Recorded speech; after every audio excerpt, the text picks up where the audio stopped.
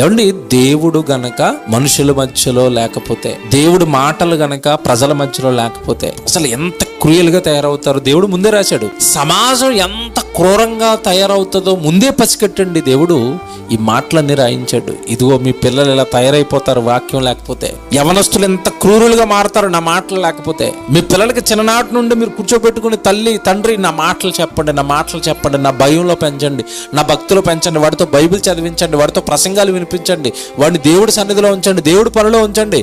నన్ను దాటి గనక వాడిని పెంచారా వాడు చాలా క్రూరుడిగా మారతాడు. కూతురు తల్లి బుర్ర పగలగొట్టి ఎలా చంపేస్తుందండి?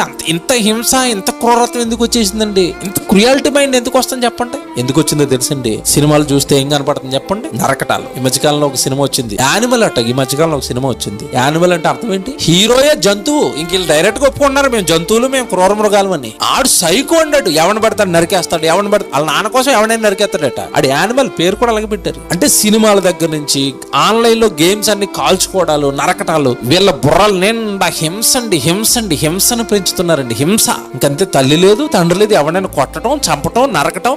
వీళ్ళు అనుకున్న దానికి ఎవరడ్డొచ్చినా వాళ్ళని ఏం చేస్తాం? మేము చంపేస్తాం. బుద్ధి తెలివి జ్ఞానం మొత్తం పోగొట్టుకున్నారండి. తల్లిని చంపుకుంటావా? ఎవరి మొత్తంలో తల్లి కంటే బాగా ప్రేమించే వాళ్ళు ఎవరైనా ఉంటారండి? ఆవిడనే చంపుకుందంటే ఇది భవిష్యత్తులో ఎవరినైనా చంపేస్తుందండి. మనుషులు ఏం పోగొట్టుకున్నారట? తెలివి. తల్లా తండ్రా ప్రేమించుకోవాలి, కాపాడుకోవాలి, వాళ్ళే నాకు జీవితాన్ని ఇచ్చారు. ఏం తెలివి లేదా? తెలివిని పోగొట్టుకున్నారని రాశాడు చూడండి.